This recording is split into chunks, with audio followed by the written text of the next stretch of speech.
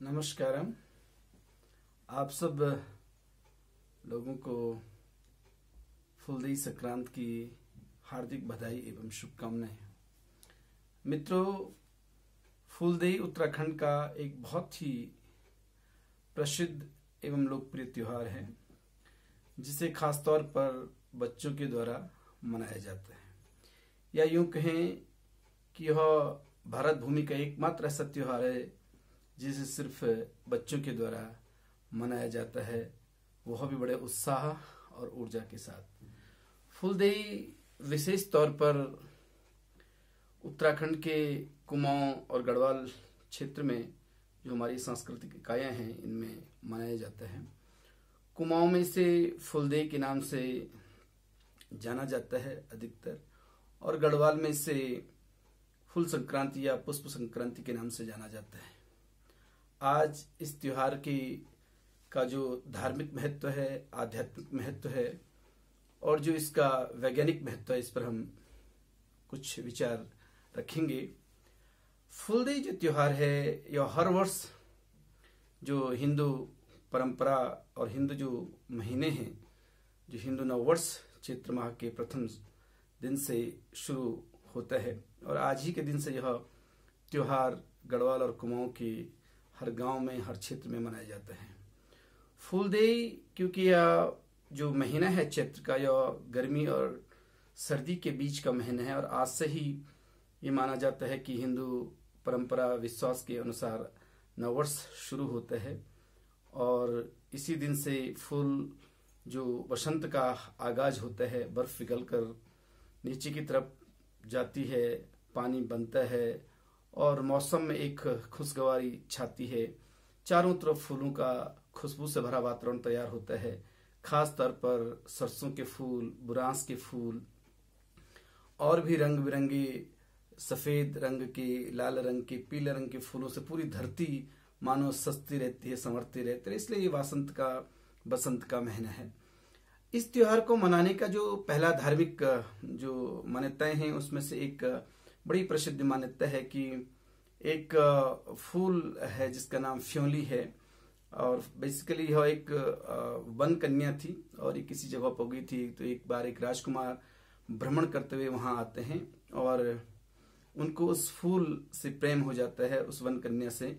प्रेम हो जाता है, और बाद में वो फ्योली ससुराल चले जाती है राजकुमार के साथ। और लेकिन वहां देखते हैं कि जिस जगह से उस कन्या को ले गई, वहां पूरे जो फूल हैं, जो पक्षी हैं, जो हरा भरापन था, वो सब सूख जाता है, और वो अपने दोस्तों के बिना बहुत दुखी रहती है और अपने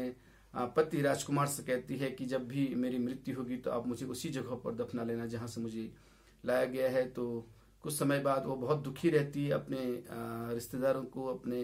प्रियजनों को छोड़ कर, और वो इस दुख में उसकी मृत्यु हो जाती है। और अपने वचन के अनुसार राजकुमार उसको, उनके शव को उसी स्थान पर ले जाते हैं, और फिर देखते हैं कि वहां चारों तरफ फ्योली के जो फूल हैं वो खिल जाते हैं, चिड़ियां चहचहाने लगती हैं, चारों तरफ हरियाली छा जाती है। और उसी दिन से ये माना जाता है कि यह त्योहार उसकी खुशी में मनाया जाता है। प्रकृति के स्वागत के लिए, नववर्ष के स्वागत के लिए ये मनाया जाता है। एक दूसरी लोक मान्यता है कि भगवान शिव कई वर्षों की तपस्या में लीन थे, उनकी निद्रा भंग नहीं हो रही थी, और जब वो कई वर्षों तक तपस्या में रहे तो जनजीवन अस्त व्यस्त हो गया था, जो प्राकृतिक संतुलन था वो बिगड़ गया था। तो माँ पार्वती ने कुछ बच्चों को ये फ्योली के फूल लेकर के भगवान शिव के सामने उनको चढ़ाया, उनको विसर्जित किया, और उस फ्योली के फूल की खुशबू से भगवान शिव की निंद्रा टूटी, तंद्रा टूटी, वो अपनी तपस्या से बाहर आ गया। और शिव जैसे क्रोधी स्वभाव के थे, लेकिन उन्होंने जो अपने आसपास जो छोटे छोटे बच्चे देखे, और तो उनका क्रोध शांत हो गया, और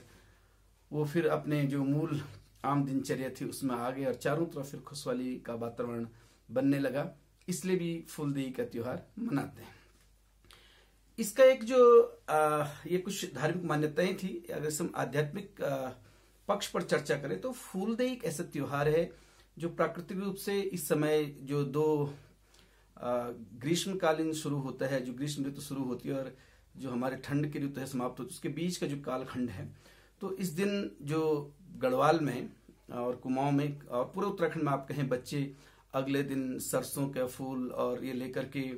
फ्योली के फूल लेकर के बुरांस के फूल लेकर के हर घर की देहरी पे जाते हैं और एक प्रकृति संरक्षण का संदेश देते हैं और एक दूसरे को शुभकामनाएं देते हैं। उनकी देहरी पर फूल चढ़ाते हैं और बदले में उनको जिनके घर की देहरी पर फूल चढ़ाते हैं उनको बदले में चावल मिलते हैं और गुड़ मिलता है, पैसे मिलते हैं और कुछ जो लोग पारंपरिक गीत हैं, मांगल हैं, उनका गायन किया जाता है। और इसी परंपरा से एक सुखद परंपरा है कि प्रकृति के साथ किस तरह से इंसान ने अपने आप को जोड़ करके प्रकृति के संरक्षण के साथ और एक इस तरह का एक सकारात्मक ऊर्जा का संचरण होता है कि जब हम किसी के घर पर जाते हैं और उनको शुभकामनाएं देते हैं फूल चढ़ा करके, तो उसके घर की जितनी भी नकारात्मक ऊर्जा है उसको हरण कर लेते हैं और उनके घर में जो सकारात्मक ऊर्जा भेजते हैं, शुभकामनाएं भेजते हैं, कामनाएं करते हैं, उनके कष्टों के निवारण के लिए प्रार्थनाएं करते हैं और बदले में जो उनको जो भी मिलता है गुड़ और चावल खास तौर पर, और शाम को उसका कलेवा बनता था, हलवा बनता था और लोग उस हलवे को पूरे अपने मोहल्ले में बांटते थे, गांव में बांटते थे और इस तरह से नए साल की शुरुआत होती। तो ये इसका आध्यात्मिक पक्ष यह रहा है कि वो उस त्योहार के बहाने जो एक खुशी का त्योहार है, जो एक नए मौसम के बदलने का त्योहार है, नई खुशबू, नई वनस्पतियों के प्रस्फुटन का त्योहार है और ये हमारे पूरे जीवन में ऊर्जा का संचार करता है, नई उत्साह लाता है। तो ये इसका एक बहुत बड़ा महत्व और इसी के माध्यम से हमारे जीवन की जो दिनचर्या है वो अति उत्साहित होती है और हमारे अंदर नई ऊर्जा का संचरण होता है और हम अपनी दिनचर्या को नई तरीके से जीना शुरू करते हैं।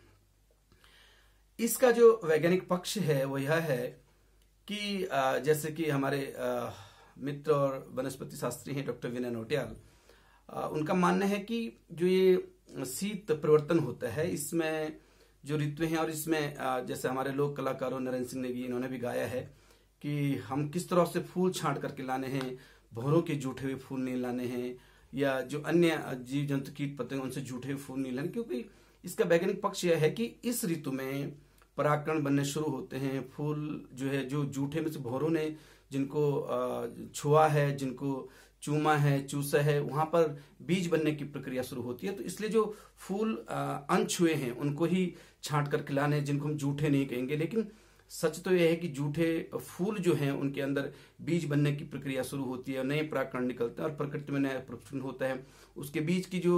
अन्य फूलों को छांट करके लाते हैं, तो जो फूल जिनके अंदर परागकण बन गए हैं, जिनके बीज बनने की प्रक्रिया शुरू हुई, उनको खिलने के लिए अधिक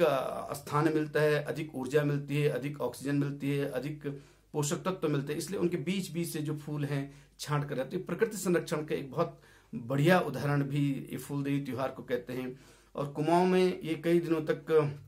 चलता है, कई जगह तो 15 दिन 8वें दिन चलता है, जिससे हम फूल चौड़ा भी कहते हैं, और कई जगह 1 महीने तक भी चलता है। तो इतनी समृद्ध परंपरा है हिंदू धर्म की, जहां पर हम प्रकृति और जो मानव जीवन है एक दूसरे से बिल्कुल अलग नहीं है, एक दूसरे से जुड़ा हुआ है। और इसी परंपरा के साथ आज भी गांवों में, खासतौर पर ग्रामीण क्षेत्रों में और शहरों में भी आंशिक रूप से इस तरह के त्योहार मनाया जाता है। तो निश्चित तौर पे हमको अलग से प्रकृति संरक्षण करने की जरूरत नहीं, बल्कि जितने त्योहार हैं, जितनी हमारी परंपरा है, उनको अगर हम लोग जीवन में अपने मौलिक तरीके से मनाने, साल में 1 या 2 बार जिस भी समय जिस भी मौसम के हिसाब से वो आते हैं और प्रकृति के साथ रहकर, तो प्रकृति संरक्षण, जिसको हम पर्यावरण संरक्षण या पारिस्थितिक संरक्षण की दिशा में हमारी तरफ से एक बहुत बड़ा योगदान होगा। एक बार पुनः आप सब लोगों को फूलदेई, फूल संक्रांति की बहुत बहुत शुभकामनाएं एवं बधाई। धन्यवाद।